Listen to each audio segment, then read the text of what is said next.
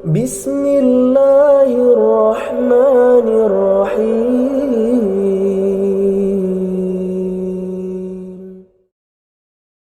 Bismillahirrahmanirrahim. Assalamualaikum warahmatullahi wabarakatuh. Innal hamdalillah nahmaduhu ta'ala wa nasta'inuhu wa nastaghfiruh wa na'udzu billahi min shururi anfusina wa min sayyiati a'malina. Man yahdihillahu fala mudilla lahu wa man yudlil fala hadiya lahu. Wa asyhadu an la ilaha illallah wahdahu la syarika lahu wa asyhadu anna Muhammadan abduhu wa rasuluh. Sallallahu alaihi wa ala alihi wa sallama tasliman katsira. Ya ayyuhalladzina amanu taqullaha haqqa tuqatih wa la tamutunna illa wa antum muslimun. Ya ayyuhan nasu ittaqu rabbakumul ladzi khalaqakum min nafsin wahidah wa khalaqa minha zawjaha wa batha minhuma rijalan katsiran wan nisaa wattaqullaha alladzi tasaaluna bihi wal arham innallaha kana 'alaykum raqiba. Ya ayyuhalladzina amanu taqullaha wa qulu qawlan sadida yuslih lakum a'malakum wa yaghfir lakum dhunubakum wa man yuti'illah wa rasulahu faqad faza fawzan 'azima. Thumma amma ba'd, fa inna asdaqal hadithi kitabullah wa khairal hadi hadi Muhammadin sallallahu alaihi wa ala alihi wasallam wa syarrul umuri muhdatsatuha fa inna kulla muhdatsatin bid'ah wa kulla bid'atin dhalalah wa kulla dhalalatin finnar. Ayyuhal ikhwatul kiram rahimani wa rahimakumullah. Nahmadullah azza wa jalla wa nashkuruhu. Kita selalu memuji kepada Allah Subhanahu wa taala dengan pujian yang setinggi-tingginya, dan juga kita selalu mensyukuri nikmat Allah Subhanahu wa taala bahwa sampai saat ini kita masih diberikan kesempatan oleh Allah Subhanahu wa taala untuk meneruskan kembali pembahasan kita. Diberikan kesempatan oleh Allah Subhanahu wa taala untuk beribadah kepada Allah Subhanahu wa taala. Karena mencari ilmu, mempelajarinya, memahaminya, mengamalkannya termasuk dari ibadah, yang dimana Allah Subhanahu wa ta'ala berfirman, yarfa'illahu alladhina amanu minkum walladhina utul ilma darajat. Allah akan mengangkat dari kalian. Yarfa'illahu alladhina amanu minkum, Allah akan mengangkat orang-orang yang beriman dari kalian. Walladzina utul ilma darajat, dan orang-orang yang mencari ilmu dengan beberapa derajat. Ini fadilah dari Allah Subhanahu wa taala, yang dimana orang yang mencari ilmu akan ditinggikan derajatnya oleh Allah Subhanahu wa taala. Para hadirin rahimani wa rahimakumullah, kita teruskan kembali pembahasan kita, pembahasan fikih, pembahasan kitab Bulughul Maram karangan dari Al-Hafidh Ibnu Hajar rahmatullahi ta'ala alaih. Dan pembahasan terakhir yang kita bahas yaitu tentang apa saja dari pembatal wudu. Nah, telah kita bahas sebagian pembahasan, yang diantaranya yaitu menyentuh kemaluan apakah membatalkan wudu. Jawabannya, apabila dia menyentuhnya dengan syahwat, maka hal itu bisa membatalkan wudu. Nah, kalau menyentuhnya tidak dengan syahwat, maka hal itu tidak membatalkan wudu. Nah, kalau menyentuh dengan syahwat membatalkan wudu. Kalau menyentuhnya tidak dengan syahwat, itu tidak membatalkan wudu. Nah, menjama di antara dua hadis, mengumpulkan di antara dua hadis, yang dimana satu hadis mengatakan itu termasuk dari anggota tubuh kamu sendiri, Ini tidak batal. Satu hadis yang mengatakan man massa dzakarahu falyatawadda. Barang siapa yang menyentuh kemaluannya maka berwudulah. Sehingga dikumpulkan dua hadis tadi bahwa yang membatalkan wudu adalah yang menyentuh kemaluannya dengan syahwat. Dan di sini yang tidak ada pembatas. Nah, sedangkan apabila ada pembatas itu tidak batal wudunya. Qala rahimahullahu taala,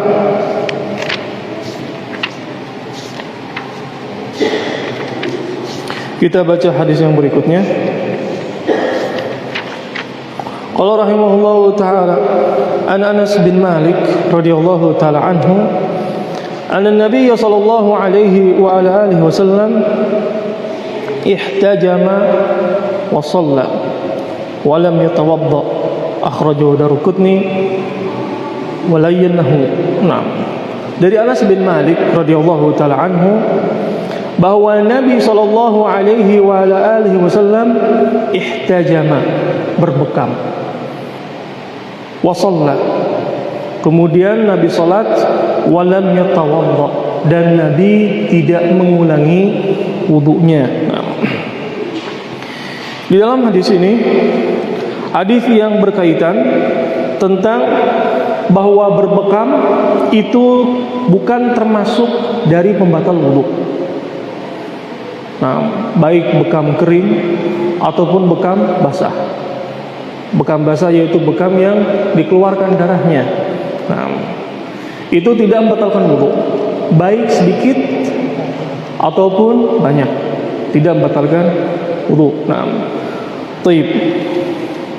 Para ulama menyebutkan bahwa hadis ini dhaif. Nah, akan tetapi hadis ini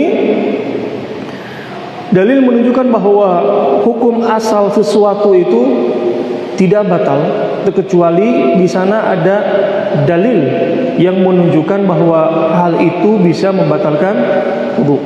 Nah, sama halnya pembahasan-pembahasan yang telah kita bahas.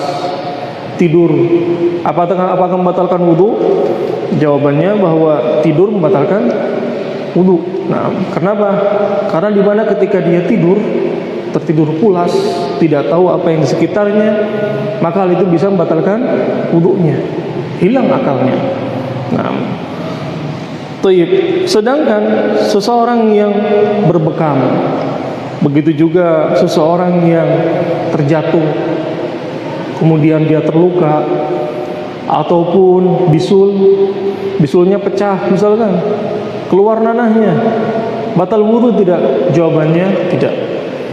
Nah, karena yang membatalkan wudu yaitu ma kharaja min sabilain, apa-apa yang keluar dari dua lubang, kubul dan dubur, lubang depan dan lubang belakang, itu yang membatalkan wudu. Kalau misalkan darah itu keluar dari kemaluannya, misalkan dia punya penyakit, ada batu ginjal, nah, ketika dia kencing terasa sakit, nah, sehingga ada darah, di situ batal wudu. Karena ma kharaja min sabilain. Sedangkan darah yang keluar dari tangan kita, atau di bekam, atau nanah, atau sebagaimana yang telah kita bahas, seseorang yang mimisan juga sama. Mimisan itu tidak membatalkan wudu. Begitu pula muntah. Muntah juga sama, tidak membatalkan wudu. Yang membatalkan wudu yaitu ma kharaja min sabilain. Nah, yang keluar dari dua lubang. Dan pembahasan ini telah kita bahas sebagiannya pada pembahasan yang sebelumnya. Qala rahimahullahu taala an Muawiyah radhiyallahu taala anhu qala qala Rasulullah sallallahu alaihi wa ala alihi wasallam al-ain wika ussah fa idza namat al-ainan istatlaqa al-wika.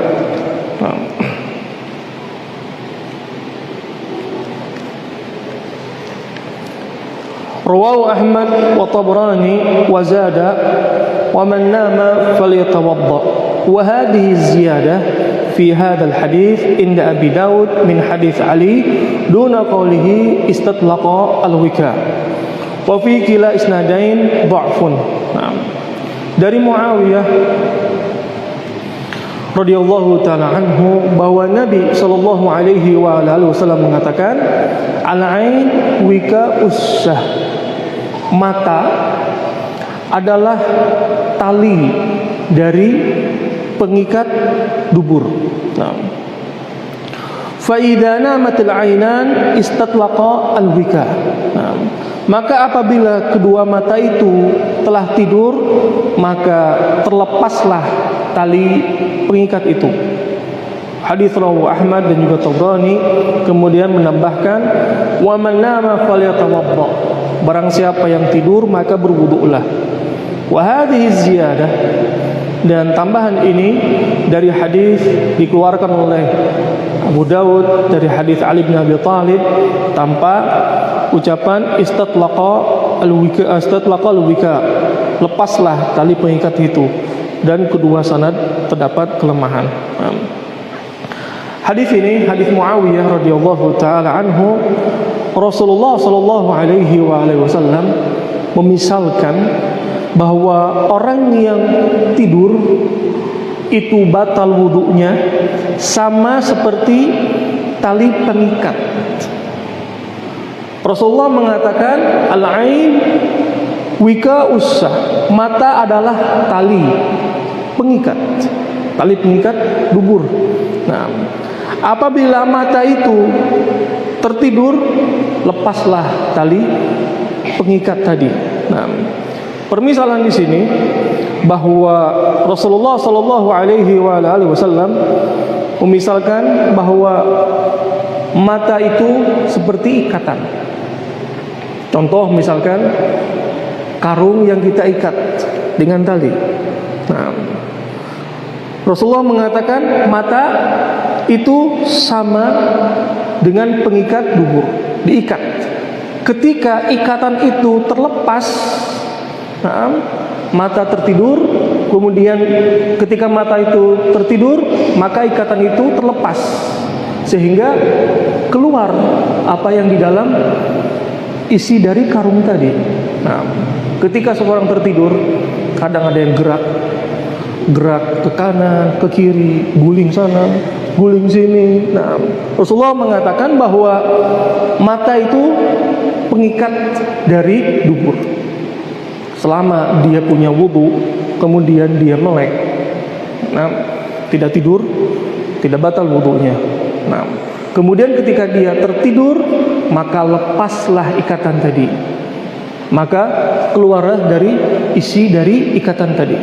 Nah, sehingga seperti karung yang diikat, ketika seorang tertidur, terlepas ikatan tadi dan akan keluar ya isi dari karung tadi.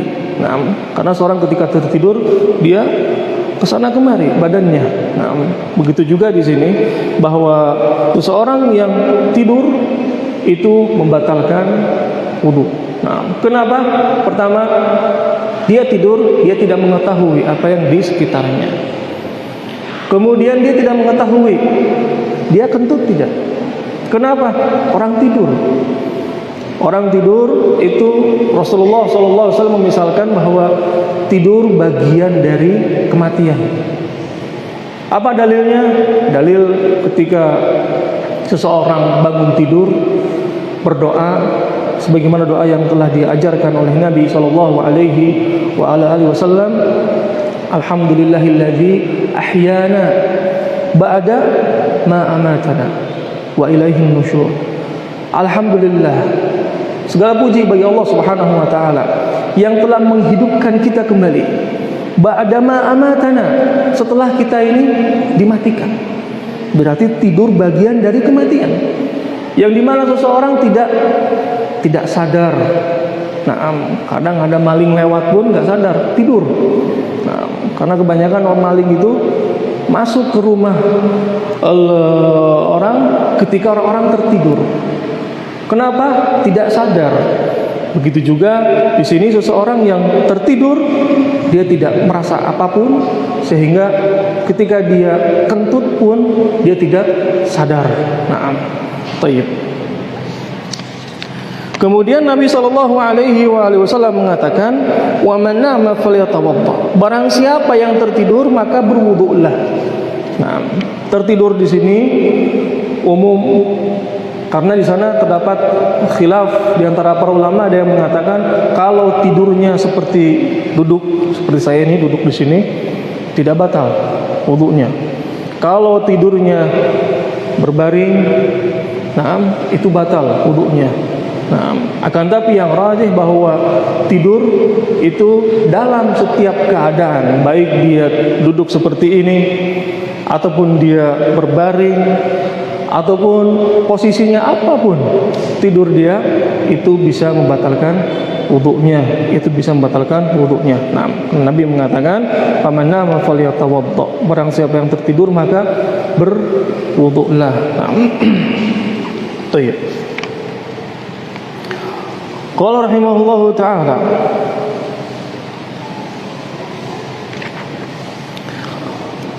wa li Abi Dawud aidan Ibn Abbas marfu'an, innamal wudu' ala man nama muttaji'an wa fi isnadihi dha'fun aidan.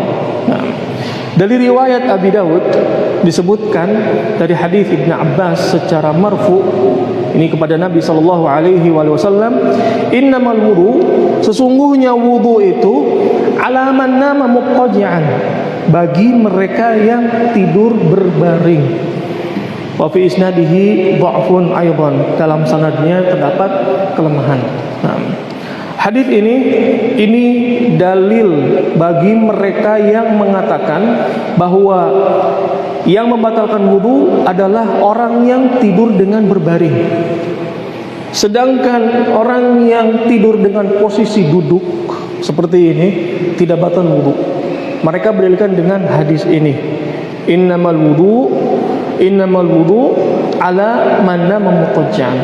Akan tetapi hadis ini disebutkan oleh pengarang kitab Al-Hafidz Ibnu Hajar, fi isnadihi dha'fun, dalam sanadnya terdapat kelemahan.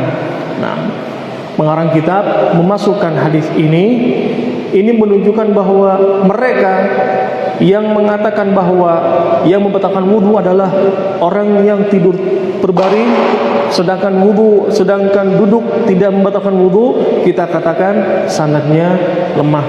Hadis ini sanadnya lemah. Di sini disebutkan wa fi isnadihi dha'fun aidan, dalam sanadnya terdapat kelemahan. Dengan ini bahwa tidur itu membatalkan wudu dalam setiap keadaan, mau posisinya duduk, mau posisinya berbaring, tengkurap atau lain sebagainya, itu selama dia tidak sadar, tidak mengetahui yang di sekelilingnya, maka batal wudunya. Dan kita harus bisa membedakan mana tidur, mana yang mengantuk. Kalau mengantuk masih sadar. Nah, misalkan ketika ada kajian seperti ini, ada yang ngantuk tapi tahu yang disampaikan, akan tapi matanya sayup-sayup, tapi tahu ada yang berbicara, ada yang disampaikan. Nah, itu namanya mengantuk, dan itu tidak membatalkan wudu. Yang membatalkan wudu adalah mereka yang tertidur pulas. Nah. Tayyib. Qala rahimahullahu ta'ala an Ibn Abbas radhiyallahu ta'ala anhuma anna Rasulullah sallallahu alaihi wa alihi wasallam qala ya'ti ahadukum asy-syaitan fi salatihi fayanfukhu fi maq'adatihi فيخيل إليه أنه أحدث ولم يحدث فإذا وجد ذلك فلا ينصرف حتى يسمع صوتا أو يجد ريحا أخرجه بزار وأصله في الصحيحين من حديث عبد الله بن زيد ولمسلم عن أبي هريرة ونحوه وللحاكم عن أبي سعيد مرفوعا إذا جاء أحدكم الشيطان فقال إنك أحدثت فليقل كذبت أخرجه ابن حبان باللفظ فليقل في نفسه. Dari Ibn Abbas radhiyallahu taala anhuma bahwa Nabi sallallahu alaihi wasallam bersabda, ya'ti ahadakum asy-syaitan fi salatihi, syaitan mendatangi kalian ketika kalian sedang salat, fayanfuhu fi maq'adatihi. Kemudian syaitan itu meniup pada dubur seseorang ketika dalam keadaan salat. Fayukhayyalu ilaihi annahu ahdath. Maka orang yang salat tadi dia melamun, berkhayal bahwa dia batal wudunya, ahdath. Nah, walam yuhdits, padahal dia tidak batal wudunya. Nah, tidak kentut. Fa idza wajada dzalik fala yansharif. Apabila kalian mendapatkan hal seperti itu, fala yansharif, maka janganlah berpaling. Hatta yasma' sautan, sehingga kalian mendengar suara kentut. Au yajida rihan, atau mencium baunya, bau kentut tadi. Akhrajahu Bazzar. Dan hadis asalnya dikeluarkan oleh Bukhari dan Muslim dari hadis Abdullah bin Zaid. Nah, dalam riwayat Imam Muslim juga sama dari hadis Abi Hurairah, dan juga dari hadis yang dikeluarkan oleh Al-Hakim dari sahabat Nabi yaitu Abu Sa'id Al-Khudri secara marfu, apabila datang kepada kalian syaitan faqala innaka ahdathta falyakul kadzabta. Apabila syaitan itu membisikkan dia ketika dalam keadaan salat, engkau sudah punya hadas, falyakul kadzabta, engkau dusta. Akhrajahu Ibnu Hibban dengan lafaz falyakul fi nafsihi, ucapkan di dalam hatinya. Nah, hadis ini hadis Ibnu Abbas radhiyallahu taala anhuma. Hadis ini telah kita bahas pada pertemuan yang sebelumnya, ini yang berkaitan tentang yang dimana godaan syaitan itu senantiasa mengganggu Bani Adam walaupun ketika dalam keadaan sholat. Nah, bahkan di sini sebutkan bahwa ketika syaitan itu, ketika seseorang dalam keadaan sholat, syaitan meniupkan di dubur orang yang sedang sholat, sehingga ketika orang sholat dia berkhayal, kayaknya saya ini batal wudu saya, padahal tidak batal, itu hanya was-was saja. Kemudian Nabi SAW menegaskan, fala yansharif, jangan berpaling, hatta yasma'u sautan, sampai engkau mendengar suara atau kau mencium baunya. Nah, ini dalil menunjukkan bahwa suatu keyakinan itu tidak bisa dikalahkan dengan keraguan. Suatu keyakinan tidak bisa dikalahkan dengan suatu keraguan. Sehingga seseorang yang dimana saya batal, tidak, hukum asalnya tidak, karena kamu telah sudah berwudu. Nah, terkecuali ketika engkau mencium baunya atau terdengar suaranya. Nah, jelas itu suara kentut. Nah, apalagi seorang ketika dalam keadaan sholat di rumahnya. Nah, maka hal ini menunjukkan bahwa was-was itu minasyaitan. Bahkan para ulama menyebutkan bahwa was-was minasyaitan dan was-was itu adalah merupakan penyakit yang kecanduan. Was-was merupakan penyakit yang kecanduan. Seseorang ketika dia was-was dalam sholatnya, nanti dalam wudunya pun was-was. Nah, ataupun dalam ibadah yang lainnya nanti was-was. Nah, ataupun yang lainnya was-was. Nah, sudah wudu atau tidak? Saya sudah sholat tadi tidak, was-was. Padahal sudah sholat berjamaah dengan orang-orang, was-was. Was-was minasyaitan. Was-was itu minasyaitan. Dan was-was di sini harus kita lawan. Karena kalau was-was tadi dibiasakan, orang akan kecanduan. Was-was terus setiap sholatnya. Was-was terus ketika dalam wudunya. Was-was terus ketika dia buang air kecil, buang air besar. Sebagaimana yang pernah kita sebutkan, nah, ada seseorang yang dimana dia selalu was-was, buang air kecil sampai setengah jam, buang air besar sampai 1 jam, sampai orang yang nunggu itu males. Kenapa? Lama sekali. Sehingga ketika ditanya, kenapa kamu ini lama di kamar mandi? Saya was-was. Ketika sudah kencing, nah, dilihat kayaknya ini terkena siram sana. Kayaknya seperti ini terus. Air satu ember habis dipakai, was-was tadi. Siram sana, siram sini, was-was. Nah, buang air besar lebih dari itu. Engkau cuci kemaluanmu, yang sekitarmu, setelah itu selesai. Nah, hilangkan rasa was-was. Begitu juga ketika sholat. Nah, hilangkan. Ketika membaca, jangan sampai was-was.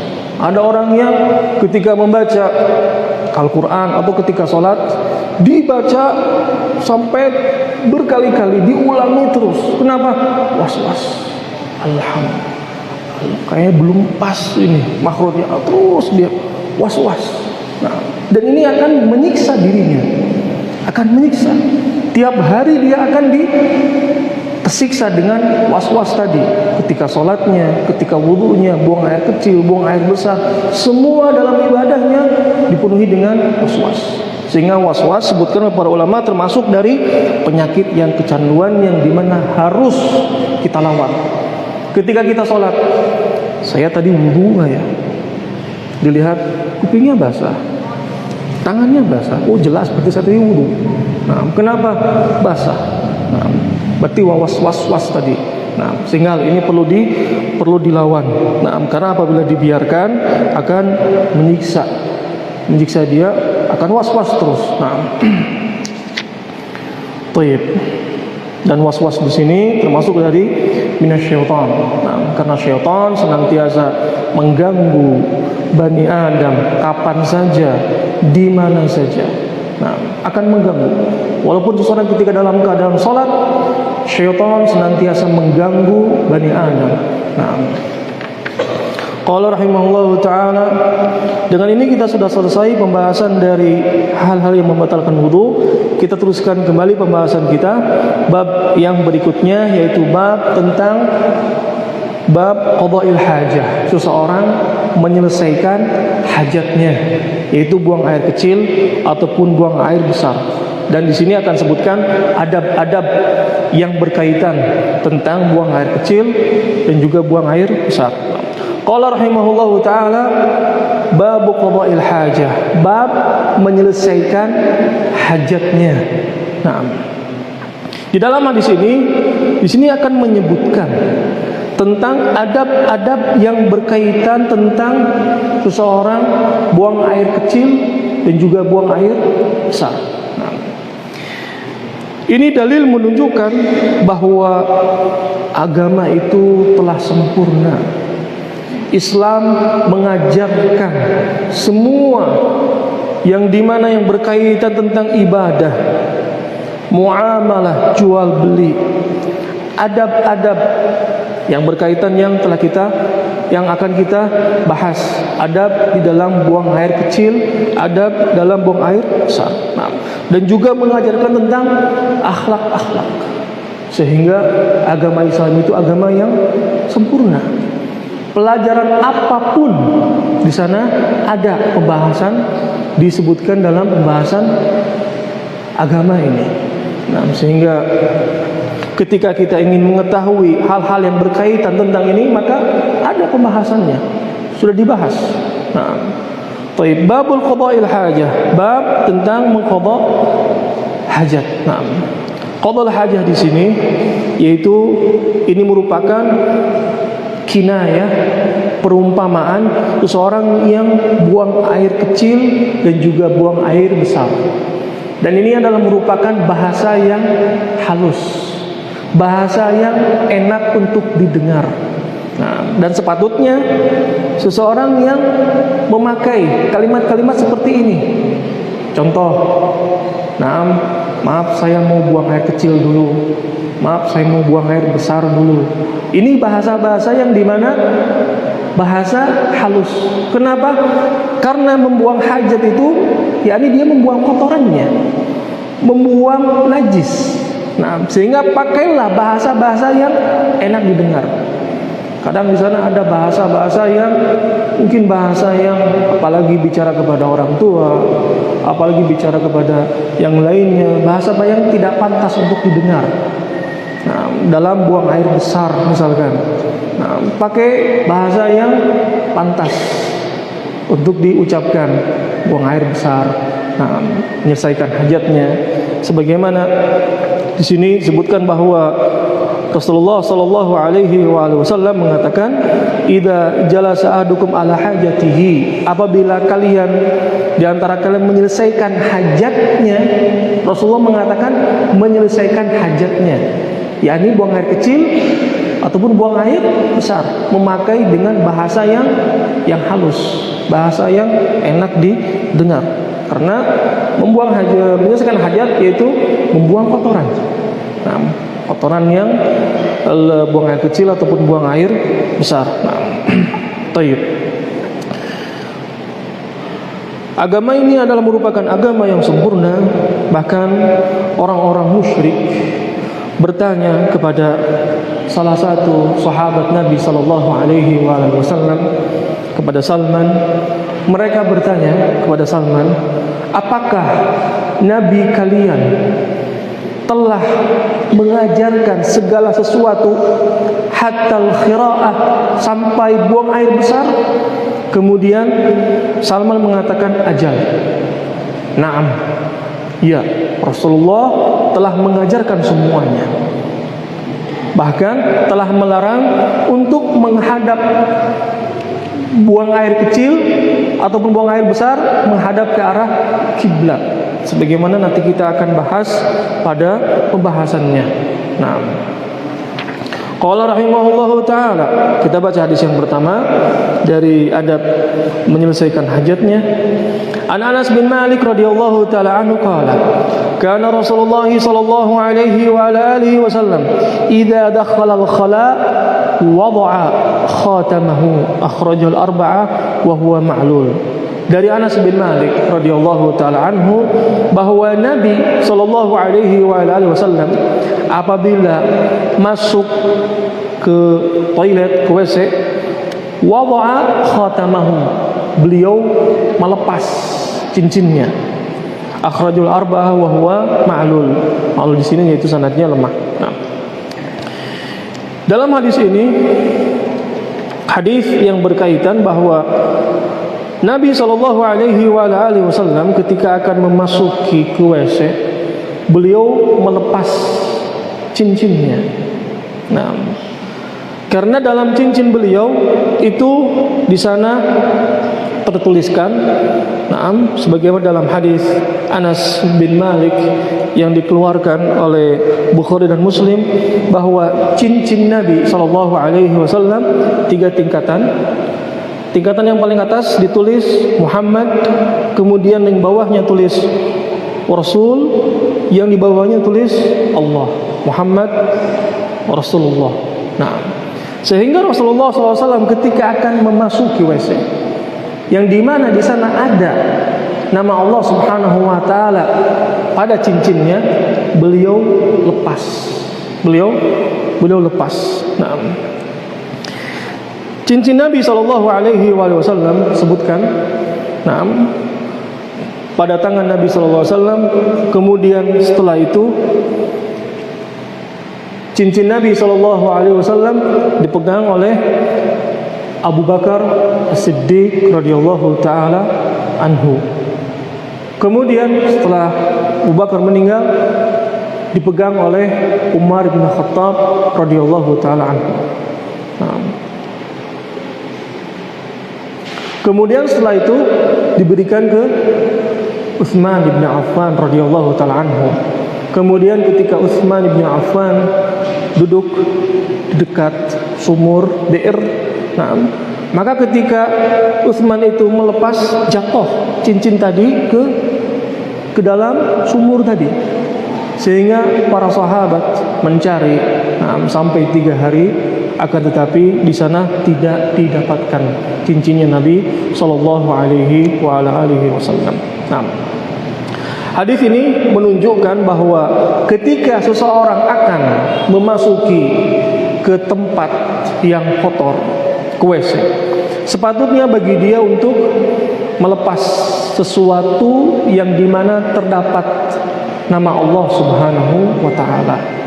Nah, bahkan para ulama menyebutkan makruh seseorang memasukkan sesuatu yang dimana terdapat nama Allah Subhanahu wa ta'ala.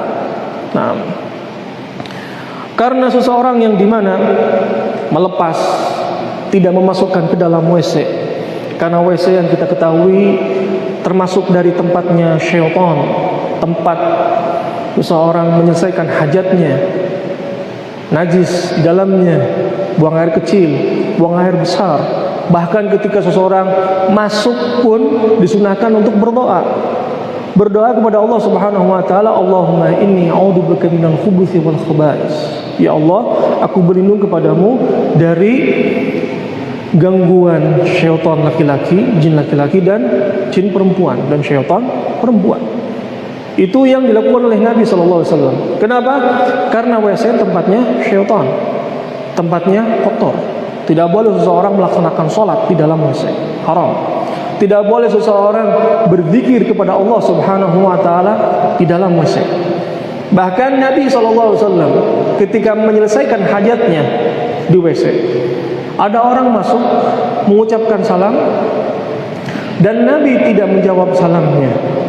Nah, kenapa? Karena Nabi berada di dalam WC.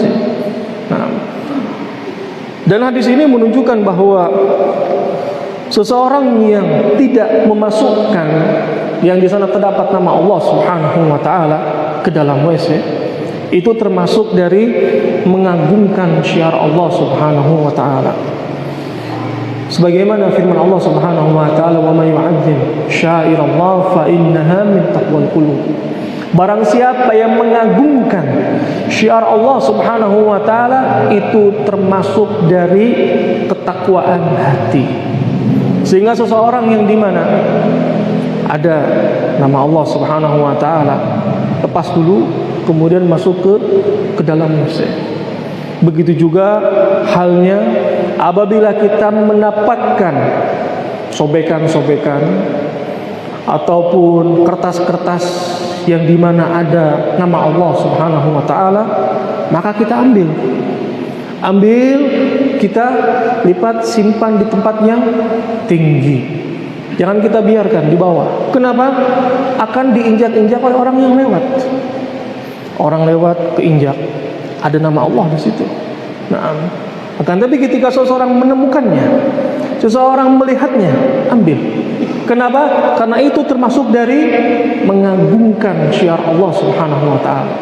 Ada nama Allah Subhanahu wa taala. Sehingga seseorang ketika melihat, jangan cuek, biarkan saja.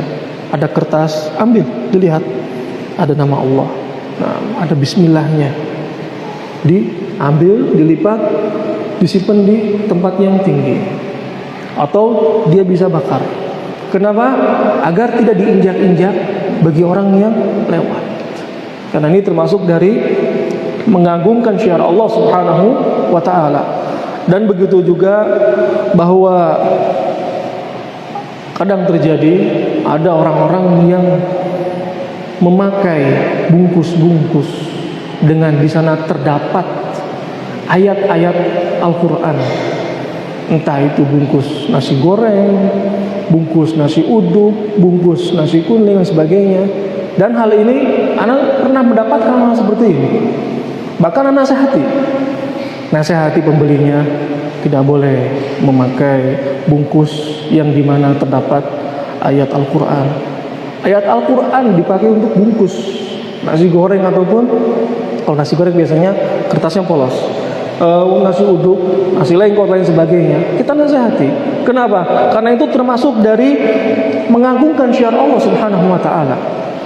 Kadang ada orang yang tidak peduli, dia beli ikatan di pasar, kertas-kertas yang bekas, dia ambil pakai untuk bungkus nasi, dia jual. Ada nama Allah, ada ayat Al-Quran. Kadang ada yang dimana bekas ujian, tanda ujian-ujian di sekolah, tulis-tulis ayat Al-Quran di situ, ada ayat Al-Quran dipakai untuk bungkus nasi dan sebagainya. Maka hal ini kita perlu untuk memperhatikan. Jangan sampai hal ini kita biarkan. Adzan. 3 menit lagi. Nah. Kita nasihati apabila kita mendapatkan hal seperti ini. Kalau dia menerima, alhamdulillah. Kalau dia tidak menerima, amruhu ilallah. Yang jelas kita sudah menasihati jangan dipakai bungkus seperti ini. Dia menerima, alhamdulillah. Itu termasuk dari nasihat. Nah, kenapa? Karena Nabi SAW mengatakan ad-dinun nasihat. Agama itu nasihat. Dan seseorang apabila dia melihat kemungkaran, Rasulullah mengatakan falyughayyirhu biyadihi. Man ra'a minkum munkaran falyughayyirhu biyadihi. Apabila kalian melihat kemungkaran, ubahlah kemungkaran tadi dengan tangannya. Fa illam tastati' fa bilisanihi. Kalau engkau tidak mampu, dengan lisanmu. Nasihati orang tadi. Fa illam tastati' fa biqalbihi. Kalau engkau misalkan tidak mampu, maka dengan hatimu. Fadzalika dha'aful iman. Rasulullah mengatakan itu lemahnya iman. Nah, sehingga apabila kita melihat hal seperti ini, nasihati dengan lisan kita. Nah, jangan sampai menggampang-gampangkan hal seperti ini. Nah, karena yang dimana seseorang yang memakai kertas yang dimana terdapat nama Allah Subhanahu wa taala itu tidak menggantungkan syiar Allah Subhanahu wa taala. Nah.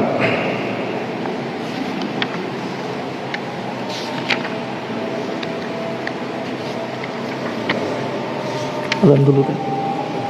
Adzan dulu kan? Oh, belum. Qala rahimahullahu taala wa anhu, jadi Anas bin Malik radhiyallahu taala anhu, kana Rasulullah sallallahu alaihi wa alihi wasallam idza dakhala al-khala qala Allahumma inni a'udzu bika minal khubuthi wal khaba'is. Akhrajahu sab'ah. Dari Anas bin Malik radhiyallahu taala anhu bahwa Nabi sallallahu alaihi wa alihi wasallam idza dakhala al-khala, apabila beliau memasuki ke WC, qala, beliau berdoa, Allahumma inni a'udzubika minal khubuthi wal khaba'is. Akhrajahu sab'ah. Nah. Baik, kita teruskan kembali pembahasan kita. Dari Anas bin Malik radhiyallahu taala anhu bahwa Nabi sallallahu alaihi wa alihi wasallam apabila beliau masuk ke dalam WC, beliau berdoa, Allahumma inni a'udzubika minal khubuthi wal khaba'is. Allahumma, yaitu ya Allah, sesungguhnya aku ini berlindung kepada Engkau minal khubuthi wal khaba'is. Minal khubuthi, dari syaitan lelaki, wal khaba'is, dari syaitan perempuan. Nah,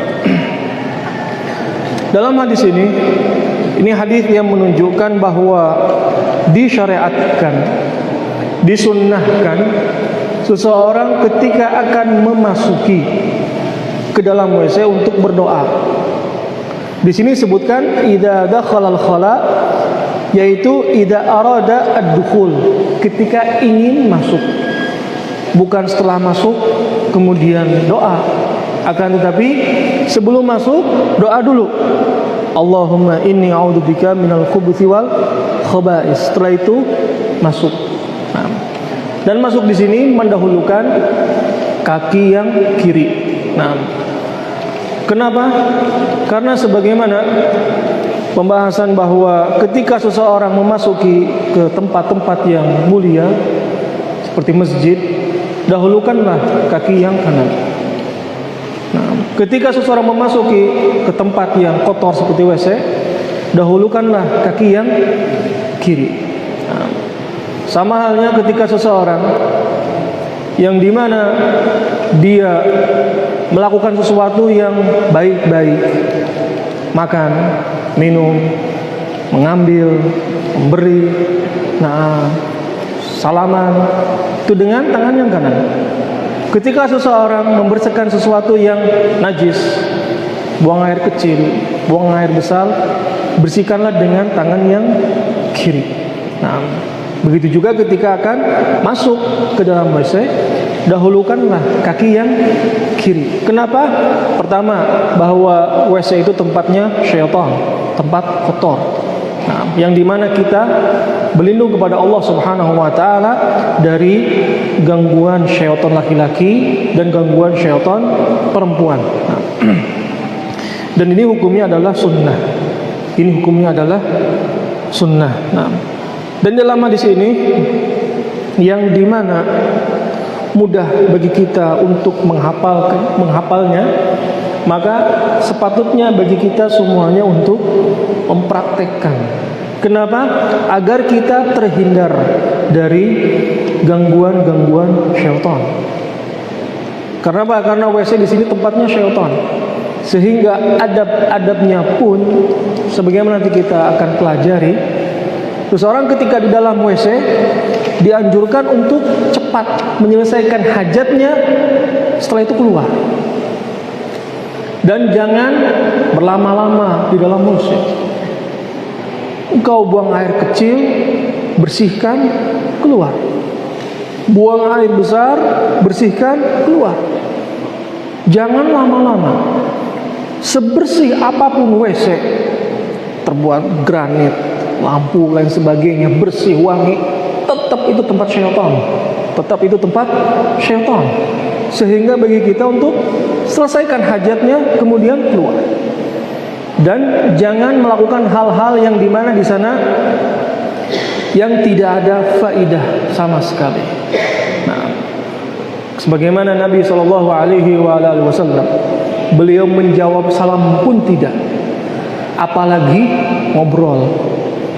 Ini WC satu, WC yang kedua, ngobrol. Dua-duanya buang air besar, dua-duanya sambil ngobrol. Ataupun ketika buang air besar sambil nelfon. Nah, ataupun ketika buang air besar sambil baca sesuatu. Kenapa? Karena hal itu bisa memperlama ketika dia menyelesaikan hajatnya. Karena WC adalah merupakan tempat syaitan yang dimana kita berlindung kepada Allah Subhanahu wa taala dari gangguan-gangguan syaitan, maka jangan kita berlama-lama di dalam WC. Nah, kalau misalkan kita ada suatu keperluan, tidak ada air, minta air, boleh. Sedangkan ngobrol satu dengan yang lain. Nah, si A dalam WC, si B sambil nunggu, tapi sambil ngobrol. Nah, ada mayajus. Kenapa? Karena WC termasuk dari tempat syaitan yang dimana ketika seseorang selesaikan hajatnya, kemudian keluar. Selesaikan hajatnya, kemudian keluar. Nah, karena itu merupakan tempat kotor. Qala rahimahullahu taala wa anhu kana Rasulullah sallallahu alaihi wa ala alihi wasallam yadkhulul khala fa ahmilu ana wa ghulam nahwi idawatan min ma'in wa anazatan fayastanji bil ma' muttafaqun alaih. Wa anhu, yaitu Anas bin Malik radhiyallahu taala anhu, bahwa Nabi sallallahu alaihi wasallam ketika memasuki WC, fa ahmilu ana wa ghulam nahwi idawatan mimma. Anas dan juga ada anak kecil itu membawa seember air, wa anazatan. Anazatan yaitu tombak.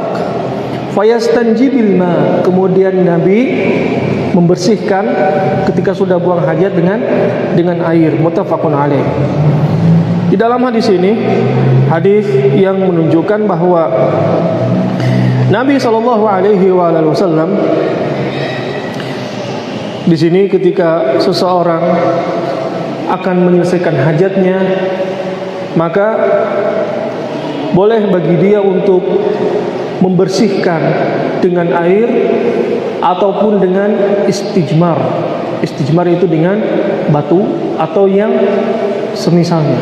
Hal ini boleh. Dan yang afdol dengan air. Kenapa? Pertama, Nabi SAW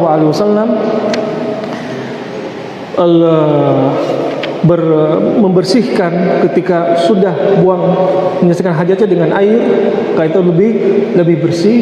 Dan juga Nabi pernah istijmar dengan 3 batu. Nah, seseorang yang misalkan kata dokter tidak boleh terkena air kemaluannya, ada sakit, luka, lain sebagainya. Kalau terkena air, perih dia, maka boleh dengan istijmar, dengan 3 batu, boleh. Atau boleh dengan memakai tisu. Naam, jaiz. Syekh bin Baz mengatakan hal ini jaiz. Naam. Apakah bersih? Naam, bersih. Akan tetapi tidak sebersih dengan air. Air bisa menghilangkan najis dan baunya pun akan hilang. Berbeda dengan tisu. Nah, bersih najisnya tapi kadang baunya masih ada. Nah, dan itu dimaafkan di sebagian tempat yang dimana di sana tidak ada air tapi ada tisu. Nah, boleh bagi kita untuk buang air kecil, buang air besar, kemudian dengan tisu membersihkannya. Jawabannya boleh.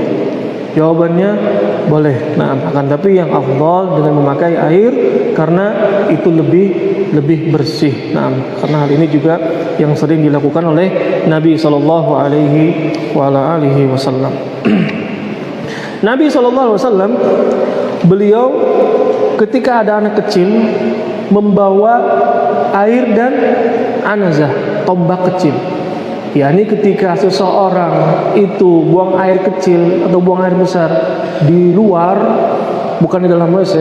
Nah, misalkan di tempat lagi safar, nggak kuat kebelet, nggak ada WC, boleh dia di luar, boleh, jais. Akan tapi tempat yang tersembunyi.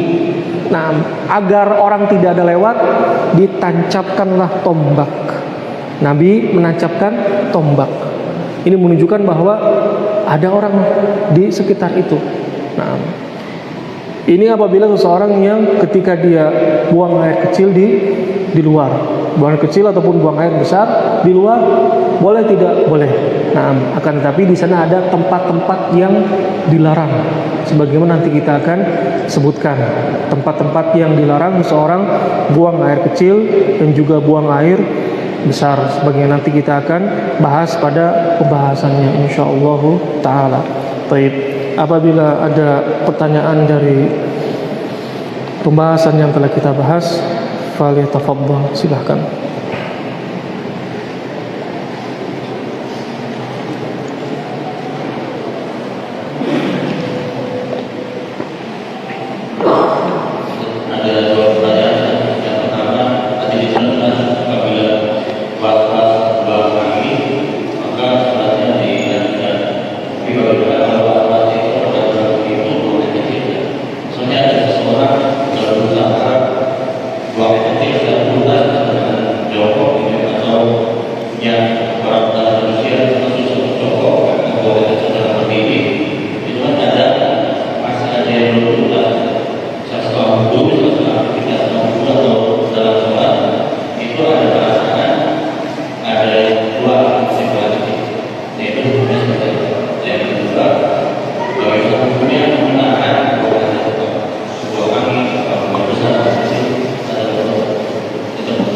Menahan ketika sholat.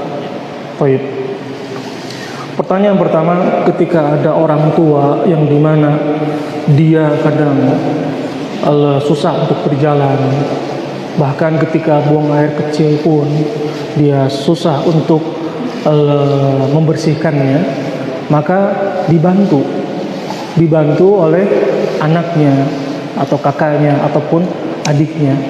Nah, karena jangankan dia membersihkan, jalan pun ke kamar mandi repot. Atau bahkan ada yang memakai pampers setiap harinya, sehingga dibantu oleh anaknya atau kakaknya atau adiknya. Nah, dan kadang ada orang tua yang dimana dia umurnya yang sudah tua sekali, sehingga di sana ada tanda-tanda kepikunan misalkan. Nah, dia sudah sholat. Nah, ketika sudah sholat, pingin sholat, nanya ke anaknya setelah setengah jam, saya mau sholat. Tadi habis sudah sholat, belum. Kita nasihati secara pelan-pelan. Kenapa? Karena dia itu intinya bukan was-was, tapi ada tanda-tanda kepikunan, yang dimana daya ingatnya sudah mulai berkurang, dan hal itu maafu. Dan bagi yang merawatnya harus butuh dengan kesabaran. Ketika buang air kecil, buang air besar, atau memandikan atau lain sebagainya. Kemudian yang kedua, menahan dari buang air kecil, buang air besar ketika sholat. Ada yang dimana seseorang ketika dia tidak bisa melaksanakan tu'maninah, fahada haram. Contohnya, ketika ruku itu harus tu'maninah, ruku dengan sempurna. Dikarenakan dia menahan dengan sesuatu yang tidak kuat, sehingga rukunya setengah, sujudnya setengah, bahkan goyang-goyang. Kenapa? Takut kencingnya keluar, takut kentutnya keluar. Dan di sini tidak tu'maninah. Karena tu'maninah di sini adalah termasuk dari rukun salat. Sebagaimana Nabi Shallallahu Alaihi Wasallam mengajarkan kepada seseorang yang salah salatnya, Nabi SAW mengajarkan ketika sholat, dalam rukunya, dalam sujudnya, Rasulullah mengatakan, farka hatta tatma'inna raki'an. Rukuklah sampai engkau ruku dengan sempurna, yakni lurus punggungnya. Kalau seseorang menahan buang air kecil, dia akan fokus ke kapan selesai sholatnya. Bahkan dia rukunya pun setengah. Fahada haram. Dalam keadaan seperti ini, batalkan sholatnya, buang air kecil, buang air besar, agar sholatnya lebih khusyuk. Waktu sholat sebentar lagi akan tiba. Kita cukupkan pertemuan kita sampai di sini. Mudah-mudahan apa yang kita sampaikan bisa bermanfaat bagi kita semuanya. Wassallallahu ala nabiyyina Muhammad wa ala alihi wa ashabihi wa sallama tasliman katsira. Subhanakallahumma bihamdik, asyhadu an la ilaha illa anta astaghfiruka wa atubu ilaik. Assalamualaikum warahmatullahi wabarakatuh.